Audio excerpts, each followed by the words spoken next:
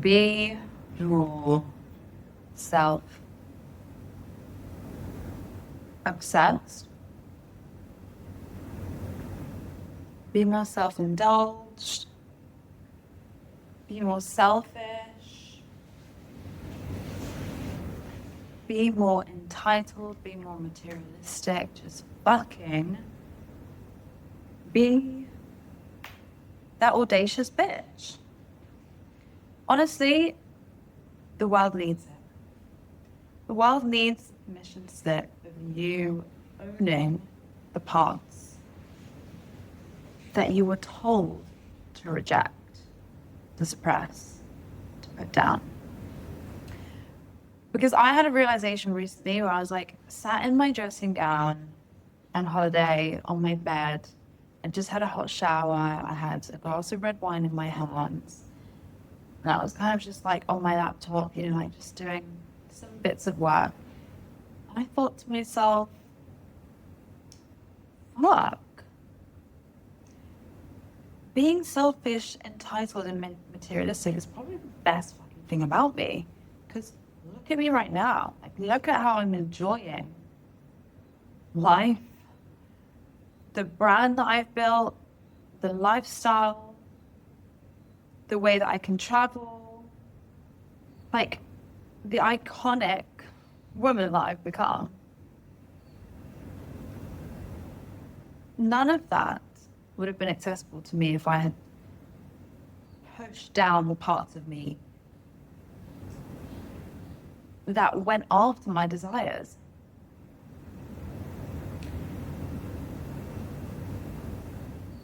It is not a bad thing to love yourself. The only people who benefit from you believing that you're a bad person if you obsess over your own happiness and pleasure and power and like queen fucking sovereignty are the people who need you to stay small, the people who need to have power over you. Because when you're like fully integrated in yourself, power isn't this like dark thing that you have over people. So when I'm talking about being self-obsessed, being selfish, being like entitled, and being materialistic, watch what happens in your body. Like what contracts, like what beliefs come up, what thoughts start coming up, because that is the cage that you're still living in. Is it but that means that I'm taking away from other people, or that means that I'm evil, or that means that people won't like me, or that means that I'm arrogant. No, honey, it doesn't. But you've been sold that lie because it's convenient to keep you small, especially as a woman. Because imagine if all women were really tapped into their power, the level of power that we have. That would be a fucking uprising. The world would be completely different. It would change. It would never be the same. Mad, incredible, insanely delicious things are happening in the world, but then the people in power who benefit off the society that we have now, the war, the fear-mongering, like all of this, it's there to keep us small. So I want this to be your permission slip. Start owning the parts of you that you've been told to push down.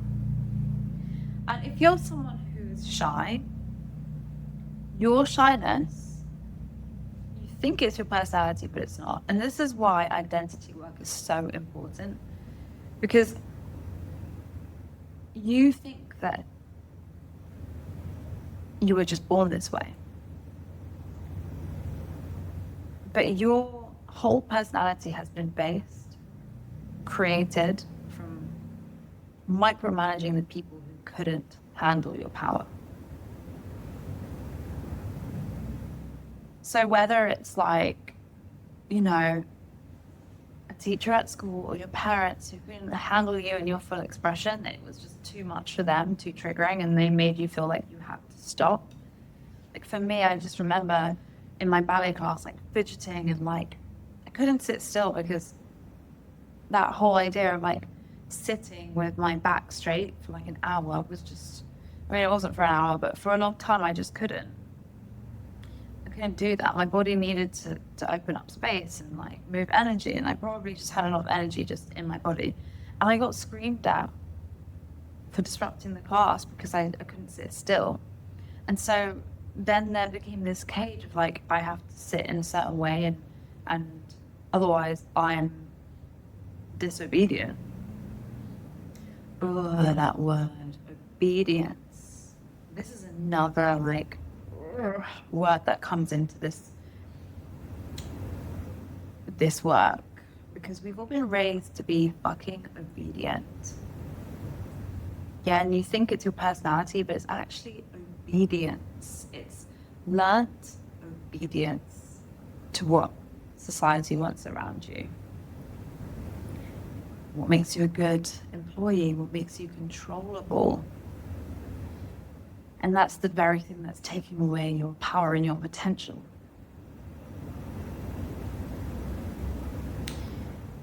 So I want you to give it a go, like give it a go owning the things that you think, oh, people are going to think I'm too much. People are going to think, how dare she? Like that audacious energy. You know, like I'm just now reclaiming the fact that like, yeah, I'm materialistic. And I used to kind of like hide that a little bit. I mean, I've been through phases in my life, but where I would like,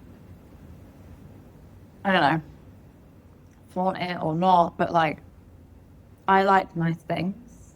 I like nice clothes. I like nice hotels. Like, I like spending money on myself. And I am not prepared to hide that anymore. Like, I think I had this belief for so long that it makes me a bad person or a shallow person to like enjoy nice things. And I'm like, I know I'm not a shallow person. I know I have a lot of depth. I've worked really hard to get to this point where I'm a very deep person. And I've met myself in depths that 99% of the world hasn't and won't. So now I'm fully like claiming all the parts of me that I was made to feel like were unattractive, or people would bitch about me for, or say, you know, like, oh my God, can't believe she did that. You know, like I'm owning that now. And do you know how fucking liberating that is? Especially, you know, like, because when you're able to own those parts of yourself, you've got nothing left to hide anymore. No one has anything up against you. Like, no one can use anything against you because you've claimed it within yourself. And that's the most empowering part. Because it's like, yeah, they can bitch about me. They can say what they want about me. They can run up all in my comments and DM me bullshit and whatever. But they can't get to me because I already know who I am and I've claimed every part. And that's the beautiful work of shadow work. The parts that you have been running away from or avoiding, the parts that actually are controlling you beneath the surface, when you start to integrate them and welcome them in and bring them on board and show them love, there's just a fire about you that, like, no, it's just undeniable. You become unfuckwittable. Like that. In this world, is rare. Business, relationships, like when you are unfuckable because you've claimed every part of yourself, your standards are so high. The people that you might, and people that you repel, thank fuck. Finally, you're repelling them. Finally, they're not fucking with you. Finally, they smell you from a mile and they avoid you. And I had this so bad in my relationships where I completely went from like pick me energy to you earn trust with me. I take note of your actions, and then I just became so boundaried. And the type of men I used to attract on nights out and like just out and about, like I really noticed a shift in like who actually gave me the time of day. And all the men that I used to attract that were like non-committal, like just wanted to have fun, like they obviously, energy is energy and like energy doesn't lie. So the fact that I am now so boundaried, like men pick up on that so fast that no one's wasting my time. And for a bit I was like, oh, like I'm not getting the attention that I used to get anymore. Then I was like, oh no, it's because the type of person that I used to attract no longer sees me as a target, or no longer sees me as accessible, because I just scare them off. They're like, I won't get what I want out of her, basically. And this happens in business too. Like it's the same principle, same with friends as well. Like when you are unfuckable, the level of people that come into your world, the energy that people bring in, you basically filter out all the fucking vampires. Let me just put it that way. And you don't waste your time on them either. So yeah, just fucking become so self-obsessed, so self-absorbed, like, because then no one can fuck with you.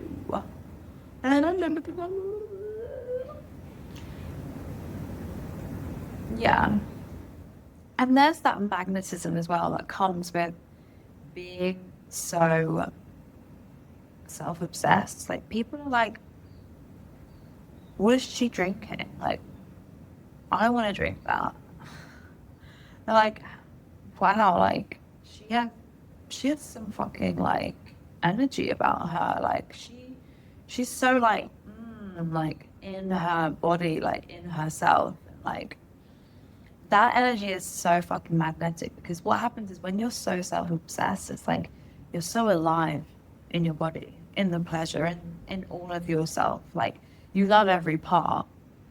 So there's no part that you're shaming. There's no block that you're running away from.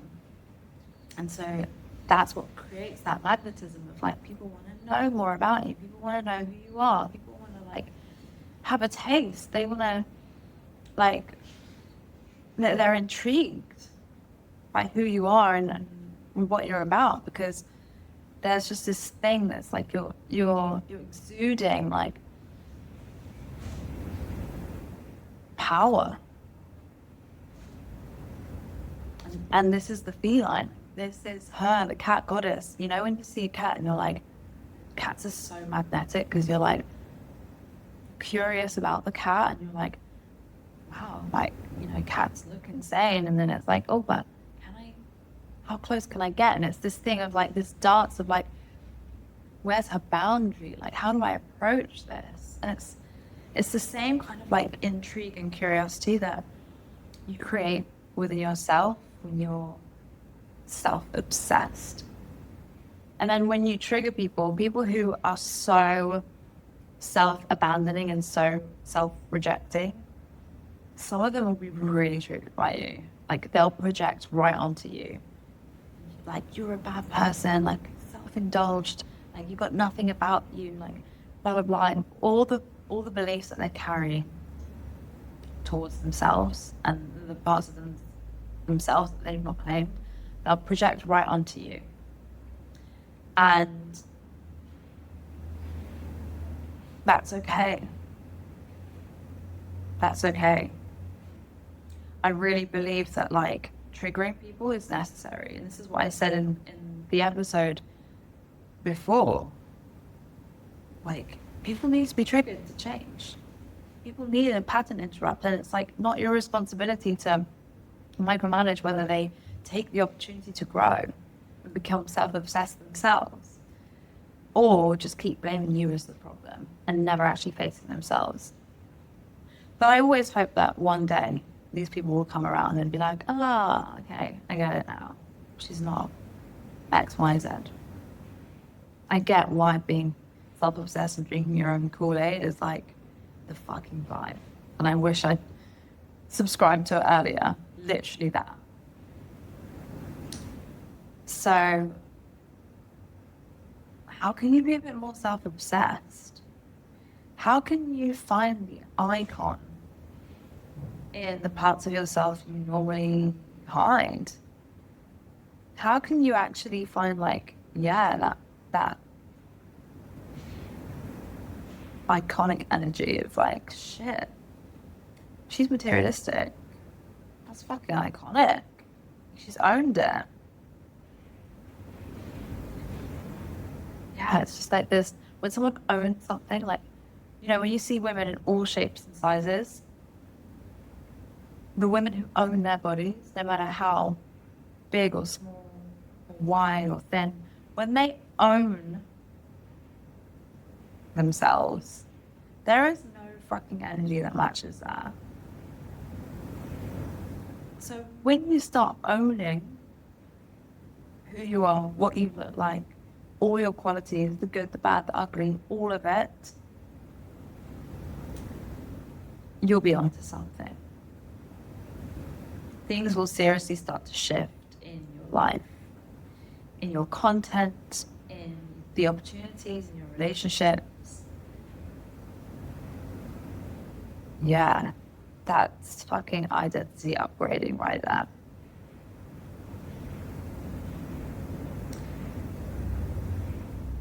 So I want to hear like what you have to say, what your response is. Like, if I've triggered the fuck out of you, like, I want to know. Like, give it to me. So follow me on Instagram if you're not already following. Send me a DM. Like, let's connect. And yeah, I'm just loving this already. I'm so glad that I fucking committed to it. And I'm going to be back with more. I would also really fucking appreciate if you could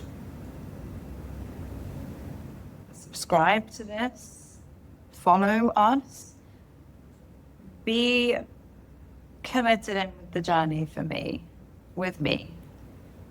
Yeah, and I fucking love you.